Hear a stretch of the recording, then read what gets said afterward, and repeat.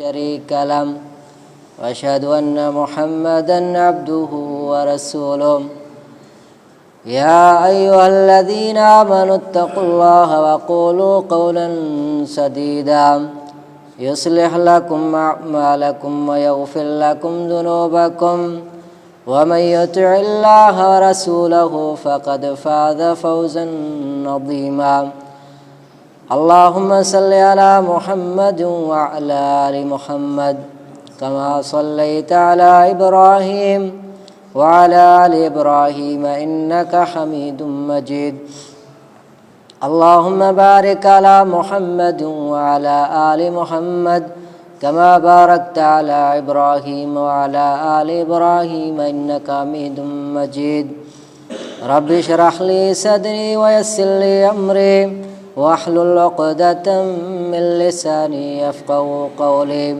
سبحانك لا علم لنا إلا ما علمتنا إنك أنت العليم الحكيم رب زدني علما رب زدني علما اللهم إني أسألك علما نافعا ورزقا حلالا واسعا طيبا وعملا متقبلا وقال الله سبحانه وتعالى يا أيها الذين آمنوا اتقوا الله وقولوا قولا سديدا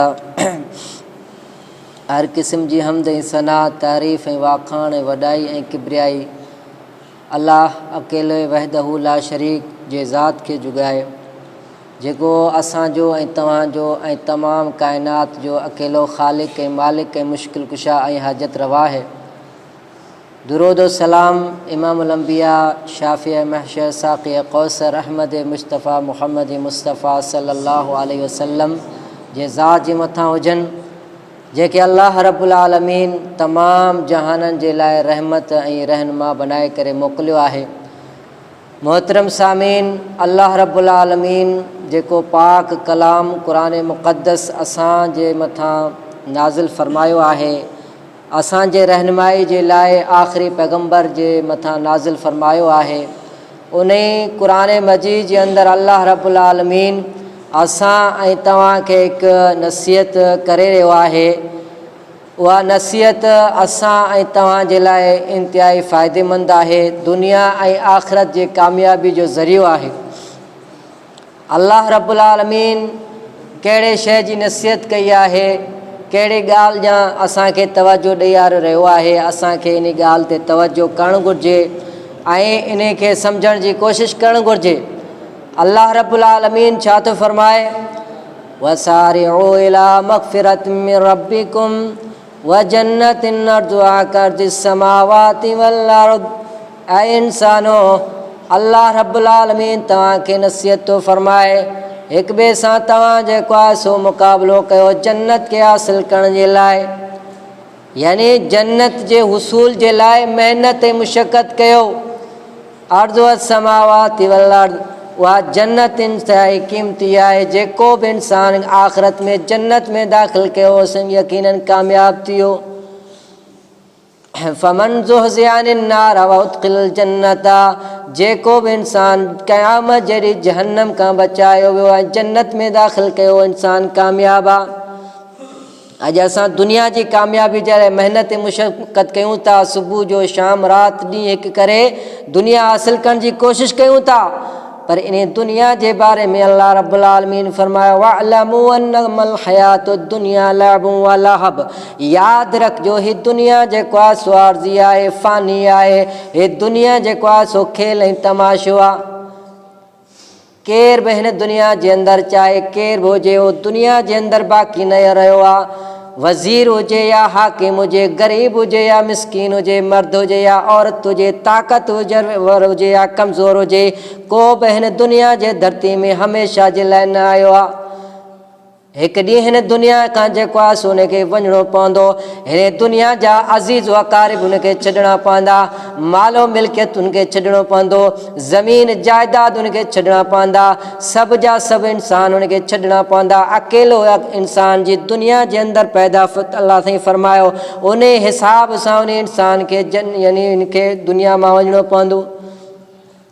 यानी ही दुनिया जेको असीं ॾिसूं था, ॾींहुं राति असीं महिनत कयूं था, इन सां गॾोगॾु असां जेके आख़िरत जे लाइ महिनत करणु घुरिजे, उन जन्नत खे हासिलु करण जे लाइ महिनत करणु घुरिजे। जंहिंजी जन्नत जे बारे में अलाह से फरमायो आहे, मसलुल जन्नत लती वुइदल मुत्तक़ून, उन जन्नत जी हाल चाहे, मिसाल चाहे, उन जन्नत जे अंदरि अलाह सां नहरूं तयारु कयूं आहिनि, मिम्मा इन गैर आसिन, साफ़ शफ़ाफ़ पाणी जूं नहरूं। पाणी जेको आहे सो इंसान जी ज़िंदगी जो ज़रियो आहे, हयाती जो ज़रियो आहे। सिर्फ़ु इंसान न, जीत जानवर पखी जेके बि आहिनि, साह वार शयूं, उन जे हयाती जो ज़रियो पाणी आहे। पाणी न हुजे त का बि शइ यानी न थिए। अलाह साईं उन जन्नत में पाणी जो बंदोबस्तु फरमायो आहे मोमिनीन जे लाइ। उन पाणी जी कैफ़ियत इहा आहे त इंतिहाई साफ़ शफ़ाफ़ आहे। उन खां पोइ अलाह साईं फरमाए थो, मिन ख़मरिन लज़्ज़तिल लिशारिबिन, उन जे अंदरि जेके जन्नत में नहरूं आहिनि, नहरूं छा जूं, शहद यानी जेके से शराब जूं नहरूं आहिनि। हे दुनिया जो शराब जेको इंसान खे यानी माउफ़ थो करे छॾे, दिमाग़ थो ख़राबु करे छॾे, पर जन्नत जो जेको शराब हूंदो लज़्ज़त हासिलु थींदो, पर इंसान जो ज़हन जेको आहे सो ख़तमु कोन थींदो, अक़ुलु उन जो ख़तमु कोन थींदो। वमिन लबनिन लम यतग़य्यर तअमहु, अल्लाह से फरमाए थो, उन जन्नत में नहरुनि मां हिकु नहर खीर जो नहर आहे। अॼु असां खीर बि जेकॾहिं ख़ालिस दुनिया में वठूं, असांखे मुश्किल सां थो मिले, ऐं उन खीर में बि जेको आहे सो मिलावट आहे, ऐं उन कंहिं न कंहिं शइ जी जेको आहे सो केमिकल जी मिलावट आहे। अल्लाह से फरमाए थो, मूं जन्नत में इंसाननि जे लाइ, मोमिनीन जे लाइ उहो जन्नत तयारु कयो जंहिंमें खीर जेको आहे सो ख़ालिस आहे, उहे बि नहरनि जी शिकल में। व असलिम मुसम्मा मुसफ़ा, ऐं जेको आहे सो यानी माखी जूं जेके आहिनि से नहरूं वहंदियूं। माखी जी हिकु शीशी असां दुनिया में ख़ालिस वठूं, असांखे केतिरो थो ख़र्चु अचे, ऐं ख़ालिस मिले कोन थो। रब्बुल आलमीन तव्हां असांजे लाइ जेको आहे सो ऐलान फरमायो, जेको इंसान रब्बुल आलमीन जो थी वेंदो, अलाह साईं खे राज़ी करण जी कोशिशि कंदो, दुनिया जे अंदरि नेक अमल साले कंदो, रब्बुल आलमीन जी इबादत कंदो, उन इंसान जे लाइ अलाह साईं जन्नत तयारु कयो आहे। उन जन्नत में ई नेमतूं उनखे अता कयूं वेंदियूं। जन्नत में वञण जे लाइ पहिरियों शर्त इहो आहे त असां पंहिंजे रब खे राज़ी कयूं, रब्बुल आलमीन खे राज़ी कयूं, उन जी इबादत कयूं, नेक अमाल कयूं, अमल साले खे गॾु कयूं। फरमाए, इन्नल लज़ीना आमनू व अमिलुस सालिहाति कानत लहुम जन्नातुल फिरदौसी नुज़ुला, बेशक उहे इंसान जेके ईमान वारा आहिनि, जेके रब्बुल आलमीन ते ईमान आणनि था, उन जे रसूलनि ते ईमान आणनि था, पैगम्बरनि ते ईमान आणनि था, किताबनि ते ईमान आणनि था, उन ईमान खां पोइ जेको आहे सो नेक अमल करण जी कोशिशि कनि था। नेक अमल जे अंदरि जेको आहे सो नमाज़नि जी पाबंदी करण वारा आहिनि, अलाह जे रस्ते में सदको करण वारा आहिनि, माण्हुनि सां भलाई करण वारा आहिनि, नेकी जा जेके बि कम आहिनि उहे करण वारा आहिनि। अलाह से फरमाए थो, उन्हनि माण्हू उहे माण्हू जेके आहिनि से रब्बुल आलमीन जा महिमान हूंदा। अॼु असांजे उताक में महिमान अचे थो, असीं उनजी इज़त कयूं था, असीं उनखे सुठो खाधो खारायूं था, उनखे जेको आहे सुठी शइ जेको आहे सो खाइण पीअण जी कोशिशि कयूं था, पर उहे महिमान जेके रब्बुल आलमीन जा आहिनि, उहे जन्नत जा महिमान हूंदा, जेके जन्नत में दाख़िल थींदा। अलाह साईं फरमाए थो, मां उन्हनि खे जन्नत ॾींदुसि जेको आहे सो मुंहिंजे महिमान जेके हूंदा। उन जी महिमान जे लाइ असां ख़ुदि तयारी कयूं, हिन दुनिया जे अंदरि पोखियूं जी बन्नी जे अंदरि असां पोखियूं था, 6 महीननि खां पोइ लुणूं था। हे दुनिया असांजे आख़िरत जी पोखण जे लाइ रब्बुल आलमीन अता फरमायो। छाजे लाइ अता फरमायो? अलाह से फरमाए थो, ख़लक़ल मौत वल हयात लियब्लुवकुम अय्युकुम अहसनु अमला। रब्बुल आलमीन तो फरमाए, मूं दुनिया जी ज़िंदगी ऐं मौत ऐं ज़िंदगी जो सिलसिलो इन जे करे जारी कयो जो तव्हां मां नेक अमल कहिड़ो इंसान थो करे। हीअ दुनिया असांखे आख़िरत ठाहिण जे लाइ मिली आहे। अॼु असां हिन खे ज़ाया करे रहिया आहियूं, दुनिया जे वक़्तु अंदरि गुज़ारे रहिया आहियूं। अलाह साईं खे यादि करण जे लाइ टाइम कोन्हे, नमाज़नि जे लाइ टाइम कोन्हे, सदक़े ख़ैरात करण जे लाइ टाइम कोन्हे, ऐं जेको आहे सो ज़िक्र अस्कार करण जे लाइ टाइम कोन्हे, अलाह साईं जे इन पाक कलाम खे तिलावत करण जे लाइ टाइम कोन्हे। इहे सभु नेकी करण जे लाइ असांखे टाइम कोन्हे। अलाह खे रब्बुल आलमीन फरमाए थो, मूं तव्हांखे ज़िंदगी ऐं टाइम ऐं वक़्तु ॾिनो ई नी जे करे अॼु तव्हां आख़िर जी तयारी करे अचो। आख़िर जी जेको इंसानु तयारी करे थो, रब्बुल आलमीन उन खे जन्नत अता कंदो। फरमाए मन अमिल सालिहन मिन ज़करिन औ उन्सा, जेको बि इंसान चाहे मर्द हुजे या औरत हुजे, ईमान आणण खां पोइ कलमे पढ़ण खां पोइ जेको आहे नेक अमल कंदो, लनुहयन्नहु हयातन तय्यबा, असां दुनिया जे अंदरि बि उनखे बहितरीन ज़िंदगी अता कंदासीं, सुकून अता कंदासीं। यानी जेको आहे सो दुनिया जे अंदरि रिज़्क़ जो बि बंदोबस्तु कंदासीं ऐं आख़िरत में बि जेको आहे सो असां उनखे इज़त सां जेको आहे सो जन्नत में मोकिलींदासीं। वलनजज़ियहुम अजरहुम बिअहसनि मा कानू यअमलून, अल्लाह से फरमाए थो ईमान वारो हुजे, नेक अमल करण वारो हुजे, उन जे बदिले खे जेको आहे सो असां वधाए करे, नेक अमल खे वधाए करे उन से जेको आहे महिमान नवाज़ी कंदासीं। हीअ दुनिया असांखे अल्लाह सां इन जे करे ॾिनो आहे त असां गौर फ़िक्र कयूं, आख़िरत जी तयारी कयूं, ऐं हीअ दुनिया जे अंदरि जेके नेक अमल करण वारा आहिनि उहे कामयाब इंसान आहिनि, ऐं जेके इंसान नेक अमल खां परे आहिनि, नेकी खे करण जे लाइ तयारु न आहिनि, उहे खसारे में आहिनि। रब्बुल आलमीन ख़ुदि तो फरमाए वल असर, ऐं मूंखे ज़माने जो कसम आहे, इन्नल इंसान लफ़ी ख़ुसर, बेशक इंसान सॼे मां सॼो तमामु घाटे में आहे, नुक़सान ऐं खसारे में आहे। इंसान घाटे में आहे, नुक़सान में आहे। इंसान खे रब्बुल आलमीन अक़ुल सां नवाज़ियो आहे, इंसान खे अल्लाह सां फ़हम सां नवाज़ियो आहे। दुनिया जे अंदरि वापार जे अंदरि, तिजारत जे अंदरि जेको आहे सो इंसान जेकॾहिं घाटे में अची वञे, खसारे में अची वञे, उन कारोबार खे छॾे ॾींदो आहे। पर अल्लाह सां फरमाए थो इहो इंसान आख़िरत जे नुक़सान में आहे, पर इंसान उन नुक़सान खां पाण खे कढणु कोन थो चाहे, जीअं तीअं उन नुक़सान में जेको आहे सो दाख़िल थी रहियो आहे। इल्लल्लज़ीना आमनू व अमिलुस सालिहात, सवाइ उन्हनि माण्हुनि जे उहे नुक़सान में कोन आहिनि जेके ईमान वारा आहिनि ऐं ईमान खां पोइ जेको आहे सो अमल करण वारा आहिनि। नेक अमल करण वारा इंसान फ़ाइदे में आहिनि, ऐं जेके नेक अमल करण खां परे आहिनि उहे अल्लाह से फरमाए थो नाकाम इंसान आहिनि, नामुराद इंसान आहिनि। हे दुनिया बि रब्बुल आलमीन ठाहियो आहे, इंसान खे रब्बुल आलमीन पैदा कयो आहे। जेकॾहिं इहो ई इंसान पंहिंजे रब जो जेको आहे सो यानी बानो थी वञे, ताबेदार थी वञे, फर्मा बरदार थी वञे, अल्लाह साईं उनखे दुनिया में बि इज़त अता फ़रमाईंदो आहे। पर इहो ई इंसान जेकॾहिं बाग़ी थी वञे, सरकश थी वञे ऐं दुनिया वारनि जे अंदरि, दुनिया जे अंदरि अची करे रब्बुल आलमीन खे विसारे छॾे, पोइ छा थींदो? अल्लाह जे नबी फरमायो हदीस जे अंदरि, अल्लाह से फरमाए थो या इबादी तफर्रक़ लिइबादती अमला व सदरक गिनन व सुद फ़क़रका, ऐं मुंहिंजा बाना मुंहिंजे इबादत जे लाइ जेको आहे सो तूं टाइम कढ, वक़्तु जेको आहे सो कढ, ऐं तुंहिंजे सीने जे खे जेको आहे सो गनी करे छॾींदुसि, तुंहिंजे सीने खे गने करे छॾींदो आहे। सुद फ़क़रका, ऐं दुनिया जे अंदरि जेका तंगी आहे, जेका परेशानी आहे, अॼु असां वटि जेका तंगी आहे, कॾहिं माल जी परेशानी, कॾहिं जान जी परेशानी, कॾहिं जेको आहे सो यानी अज़ाब जी परेशानी, बीमारियुनि जी परेशानी, अल्लाह से फरमाए थो इंसान जेके तुंहिंजियूं परेशानियूं आहिनि तूं मुंहिंजे लाइ वक़्तु कढां, तुंहिंजे उन परेशानियुनि खे तोखां दूरि करे छॾींदुसि। अॼु इंसान ॾींहं जे अंदरि, राति जे अंदरि महिनत मुशक़त करे थो, लेकिन जेको आहे अल्लाह जे इबादत खां दूरि आहे, अमल साले खां दूरि आहे, आख़िरत जी तयारी खां दूरि आहे। पोइ इंसान दाहूं थो करे, जेको आहे सो शिकवा शिकायत थो करे, यानी इंसान कमाइण ते अचे थो लेकिन पुराई कोन थो थिए। इंसान जे घर जे अंदरि बीमारियूं, इंसान जे औलाद जे अंदरि बीमारियूं ख़तमु कोन थियूं थियनि, इंसान जे जानवर जे अंदरि बीमारियूं, इंसान जे फसल जे अंदरि बीमारियूं, छाजे करे? जो असां अल्लाह जे हुकुम खां नाफ़रमानी जे अंदरि अची विया आहियूं, नाफ़रमानी करणु शुरू करे छॾिया आहियूं। जेकॾहिं असां रुजू कयूं पंहिंजे रब ॾांहुं, तौबा इस्तग़फ़ार कयूं, गुनाहनि खां माफ़ी घुरूं, अल्लाह से फरमाए थो रब्बुल आलमीन जो वाइदो आहे इहे सभई शयूं तव्हांखे अदा कंदो।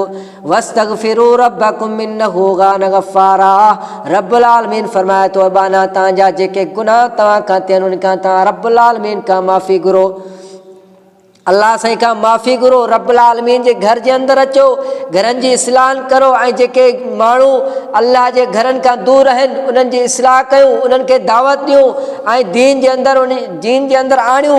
जेकॾहिं पाण बि जेको आहे सो नमाज़ पढ़ण वारा आहियूं, पंहिंजे घर वारनि खे, मिटनि माइटनि खे, अज़ीज़ व अक़ारिब खे जेको आहे सो नमाज़ जी दावत ॾियूं। अल्लाह से फरमाए थो जेकॾहिं तव्हां गुनाहनि खे छॾे करे मूं ॾांहुं ईंदो त आउं तव्हांजे सभई गुनाह माफ़ु करे छॾींदुसि। इन्नहु कान गफ़ारा, छो जो रब्बुल आलमीन तो फरमाए तो आऊं सब खां वधीक गफ़ार आहियां, माफ़ करण वारो आहियां। आसमान मां जेको आहे तव्हांजे लाइ मींहुं बरसाईंदुसि, उन मींहं सां जेको आहे सो पाणी सां तव्हांजा फसल जेके से आबाद कंदुसि, तव्हांजे घर जा बि आबाद थींदा, तव्हांजा ॻोठ बि आबाद थींदा, हर शइ आबाद थींदो। पर जेकॾहिं तव्हां अल्लाह जे घरनि खे आबाद कयो, रब्बुल आलमीन जे हुकम जी तामील कयो। अॼु असांजे अंदरि अमल जे अंदरि सुस्ती आहे, निमाज़नि जे अंदरि कोताही आहे, अल्लाह जी यादि में ज़िक्र में जेको आहे सो कोताही आहे। अॼु असां ॾिसूं अल्लाह जे घर में केतिरा माण्हू आहिनि ऐं ओताकनि में रस्तनि में ऐं जेके आहिनि से ॿियनि जॻहनि में दुकाननि में केतिरा माण्हू ऐं रश आहे। हीअ असांखे सोचण जो मक़ाम आहे ऐं असां गौर फ़िक्र कयूं। जेको अल्लाह रब्बुल आलमीन एतिरे क़दुरु माफ़ु करण वारो आहे, जेको इंसान खे जेको आहे हिकिड़ी ग़लती जेको आहे यानी जे करे हिकिड़े ग़लती जे करे बि यानी कॾहिं बि जेको आहे सज़ा कोन ॾींदो आहे, अल्लाह साईं माफ़ु करण वारो आहे।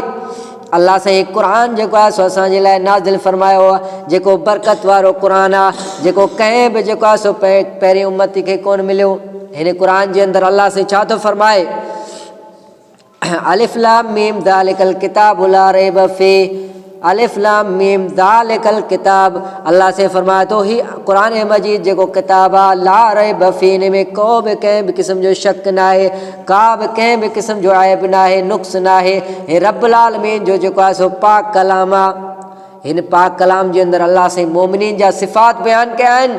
जेके मोमिनीन आहिनि, जेके मुसलमान आहिनि, जेके ईमान वारा आहिनि, उहे कहिड़ा आहिनि, युक़ीमून सलाता, उहे माण्हू जेके यानी हिन किताब ते ईमान आणीनि था, उन खां पोइ निमाज़ खे क़ाइमु कनि था, वयुनफ़िक़ून, ऐं अल्लाह जे रस्ते में सदको ख़ैरात कनि था, ऐं नेक अमल कनि था, माण्हुनि जी ख़िदमत कनि था, परेशानियुनि खे दूरि कनि था। इहे नेक अमल करण वारा रब्बुल आलमीन जा बाना आहिनि। अल्लाह से उन्हनि जे लाइ जन्नत जे सूरत में तयारु कयो आहे, महिमान नवाज़ी। अॼु असां कंहिं बि जेको आहे सो यानी कंहिं वॾे इंसान वटि वञण जे लाइ वञूं था, तयारी कयूं था, पंहिंजा कपिड़ा बि साफ़ु कयूं था, पंहिंजा जेके सवारी बि सुठी इख़्तियार कयूं था। अल्लाह साईं फरमाए थो, जंहिं बि इंसान खे मूंसां गॾु मिलणो आहे, क़यामत जॾहिं मिलण जो शौक़ु हुजे, उन इंसान खे छा करणु घुरिजे, फमन कान यरजू लिक़ा रब्बिही फलयअमल अमलन सालिहा वला युशरिक इबादति रब्बिही अहदा। हर इंसान खे दुनिया खे छॾिणो आहे ऐं हर इंसान खे क़यामत जॾहिं पंहिंजे रब जे साम्हूं बीहणो आहे। हिन दुनिया जे अंदरि जेके बि ज़रे बराबरि अमल कई, उन अमल जो हिसाबु किताबु ॾियणो आहे। फअम्मा मन सक़ुलत मवाज़ीनुहु फहुव फ़ी ईशतिन राज़िया। ही सभ जा सभु अमल ॾींहुं राति जा पूरी ज़िंदगी जा अमल असांजा तोरिया वेंदा, साइमी जे मथां रखिया वेंदा। अल्लाह साईं फरमाए थो, जंहिं बि इंसान जा नेक अमल वधीक थी विया, उहे ॻरा थी विया, उहो इंसान कामयाबु ऐं कामरान आहे। जंहिं बि इंसान जा जेके से नेक अमल घटि थी विया, गुनाह वधीक थी विया, उहो इंसान नाकाम ऐं नामुराद आहे।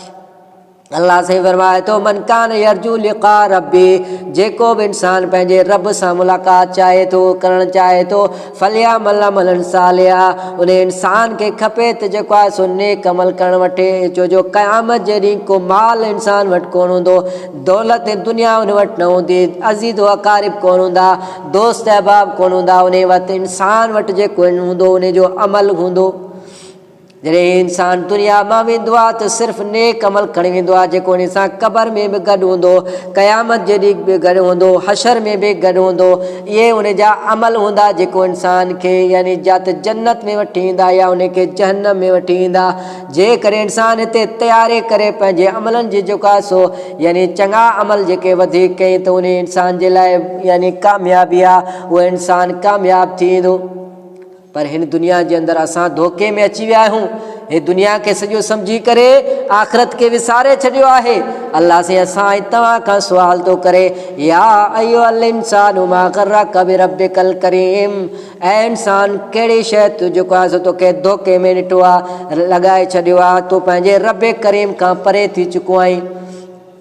दुनिया में तूं ॾिसी तो केतिरा ई तुंहिंजा मिट माइट अज़ीज़ तुंहिंजे साम्हूं हिन दुनिया खे छॾे विया, केतिरनि ई अज़ीज़नि खे तूं पंहिंजे जेको आहे सो हथनि सां यानी कफ़न ॾेई करे क़ब्रिस्तान रवानो कयो आहे। केतिरा ई तव्हांजा अज़ीज़ ऐं अक़ारिब हूंदा जंहिंजे तव्हां यानी जनाज़ो खणी करे क़ब्रिस्तान पहुचायो आहे, उन खां पोइ दफ़न करे तव्हां वापसि आया आहियो। उन खां पोइ बि तव्हां जेको आहे सो तव्हांखे सम्झ में नथी अचे त असां छा कयूं। अल्लाह साईं ये सभु शयूं असांखे ॾेखारे थो। हे दुनिया आरज़ी जे लाइ तव्हां महिनत मुशक़त कयो था, लेकिन हे दुनिया तव्हांखे जेको आहे सो कमु न ॾींदो। रसूलुल्लाह सल्लल्लाहु अलैहि वसल्लम फरमाए थो, अल्लाह साईं फरमाए थो, ही पूरी दुनिया में जेको कुझु आहे इहे तमामु शयूं हिकिड़े पासे कयूं वञनि। अल्लाह साईं वटि इन जे हैसियत हिकु मच्छर जे पर जे बराबरि बि न आहे। यानी पूरी दुनिया ऐं दुनिया में जेको माल दौलत ऐं खज़ाना रखियल आहिनि सभई हिकिड़े पासे हुजनि। अल्लाह साईं फरमाए थो, इन जे मुक़ाबले में जेकॾहिं मच्छर जे पर बि हुजे त अल्लाह साईं इन दुनिया जे जेको आहे सो दौलत आहे इन जे मच्छर जे पर बराबरि न आहे। लेकिन असां इन खे हासिलु करण जे लाइ महिनत कयूं था, लेकिन उन जन्नत खे छॾे ॾिनो आहे जंहिंखे अल्लाह रब्बुल आलमीन संवारियो आहे, तयारु कयो आहे, आख़िरत जी कामयाबी जो ज़रियो आहे। त अल्लाह ताला असांखे फरमाए थो, वसारियो इला मग़फ़िरत मिन रब्बिकुम, उन जन्नत ॾांहुं जेको आहे सो वञण जी तयारी कयो, मुक़ाबिलो कयो, हिक ॿिए खां अॻिभराई करण जी कोशिशि कयो। जंहिं जन्नत जेको आहे सो इराज़ी तव्हांखे ॿुधायां, अल्लाह साईं फरमाए थो, उन जी जन्नत जी वेकर जेका आहे सा ज़मीन ऐं आसमान जेतिरी आहे। हिकिड़ी शइ खे असां मापियूं था वेकर ऐं डेग में, हाणे उन जेको आहे सो वेकर अल्लाह साईं फरमाए थो ज़मीन खां वठी आसमान ते उनजी वेकर आहे। डेग केतिरी हूंदी, उन खां बि जेको आहे सो वधीक। यानी उनजो 7 जेके आहिनि से दरवाज़ा आहिनि, उन्हनि दरवाज़नि में नेक अमल माण्हुनि जा नेक अमल लिखियलु हूंदा। यानी नमाज़ जो दरवाज़ो आहे, ज़कात जो दरवाज़ो आहे, जिहाद वारे जो दरवाज़ो आहे। जेके बि इंसान नेक अमल करण वारा आहिनि उन्हनि जे बारे में अल्लाह साईं ख़ासि प्रोटोकॉल ॾेई करे उन्हनि जे लाइ जन्नत में दरवाज़ा तयारु कया आहिनि। जीअं अॼु असां दुनिया जे अंदरि कंहिं वॾे वटि वञणु चाहियूं था, कंहिं वज़ीर वटि, कंहिं जेको आहे सो MP MNA वटि, कंहिं वॾेरे वटि, ख़ासि माण्हुनि जा ख़ासि तबिका आहिनि इज़त ऐं वक़ार ॾियण जे लाइ। अल्लाह साईं फरमाए थो, सभु इंसान जेके यानी नेक अमल करण वारा आहिनि उन्हनि जे मुख़्तलिफ़ जेके आहिनि से नेकियूं आहिनि, उन्हनि जे हिसाब सां उन्हनि खे इज़त कंदासीं। अल्लाह साईं तमामु घणो इज़त करण वारो आहे। असां दुनिया जे दौलत खे छॾे करे, दुनिया जे यानी आरज़ी ख़्वाहिशात खे छॾे करे पंहिंजी आख़िरत जी तयारी कयूं, नमाज़नि जी पाबंदी कयूं। छो जो नमाज़ ई उहा इंसान का जेको क़यामत जॾहिं पहिरियों सुवालु थींदो। इन्ना वलमा युहासब बिल अब्द यौमल क़यामत वस्सलात, अल्लाह जे नबी फरमायो क़यामत जो ॾींहुं थींदो, हिसाबो किताब शुरू थींदो, हर इंसान जो अल्लाह सां हिसाब वठंदो। पहिरियों सवाल इंसान खां, मोमिन इंसान खां, इंसान मुसलमाननि खां नमाज जे बारे में सवाल थींदो। जेकॾहिं जो नमाज़ूं सही आहिनि, नमाज़ मुकमल आहे, 5 वक़्त नमाज जो पाबंद आहे, त उहो इंसान ॿिया जेके आहिनि से अमल उन जा कमु ईंदा, उनखे जन्नत मिलंदो। पर जेकॾहिं नमाज जी हिफ़ाज़त कोन कई, नमाज के ज़ाया करे छॾियईं, पोइ इंसान खे ॿिया जेके बि अमल हूंदा उहे जहन्नम खां न बचाए सघंदा, अल्लाह जे अज़ाब खां न बचाए सघंदा। अल्लाह साईं फरमाए थो, कु अनफुसकुम व अलैकुम नारा, ऐं मोमिनो तव्हां पाण खे जहन्नम जे बाहि खां, अज़ाब खां पाण खे बचाइण जी कोशिशि कयो, पंहिंजे अहलो अयाल खे बचाइण जी कोशिशि कयो। कहिड़े नमूने सां बचंदासीं? जॾहिं अल्लाह साईं खे राज़ी कंदासीं नेक अमल करण सां, भलाइण सां। जॾहिं असांजा नेक अमल वधीक हूंदा त अल्लाह सां राज़ी थी करे जन्नत अदा कंदो। पर जेकॾहिं असांजा नेक अमल जेके आहिनि से यानी घटि थी विया त पोइ असां नामुराद थींदासीं, नुक़सान वारा थींदासीं, खसारे वारा थींदासीं। अॼु तमामु साथियुनि खे इहो ई दावत आहे ऐं पंहिंजे मिट माइटनि खे, अज़ीज़नि खे बि दावत ॾियो त इहे आख़िरत जी तयारी कनि ऐं आख़िरत जी जेका ज़िंदगी आहे हमेशह वारी ज़िंदगी आहे। जन्नत में जेको इंसानु हलियो वियो वरी उनखे मौत न थींदो, जहन्नम में दाख़िल थियो हमेशह अज़ाब में हूंदो, उनखे मौत न थींदो। त आख़िरत जी जेकी हीअ ज़िंदगी हिकिड़ी दफ़ा असांखे मिली आहे, वरी अमल करण जे लाइ असां चाहे केतिरे बि कोशिशि कयूं, लेकिन हीअ ज़िंदगी वरी न मिलंदी। अल्लाह ताला खां दुआ आहे, अल्लाह ताला असांखे अमल करण जी तौफ़ीक़ अता फ़रमाए, आख़िरत जी तयारी अता करण जी तौफ़ीक़ अता फ़रमाए। वमा अलैहि इल्लल बलागुल मुबीन। जज़ाकुमुल्लाहु ख़ैरन।